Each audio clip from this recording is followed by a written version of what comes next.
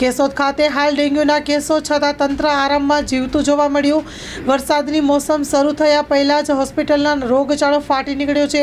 જૂનાગઢ જિલ્લાના કેશોદ ખાતે ચોમાસાની શરૂઆતમાં જ મચ્છરજન્ય રોગોએ માઝા મૂકી હોય એવું જણાઈ આવતા કેશોદમાં આરોગ્ય વિભાગ અને નગરપાલિકા શું કરતા હોય તેઓ આરામ જાણે, પરંતુ કેશોદની આ ખાનગી હોસ્પિટલમાં ડેન્ગ્યુના કેશોદ ખાતે કેસ જોવા મળી રહ્યા છે, ત્યારે જવાબદાર તંત્ર ઊંઘમાં છે કે કેમ?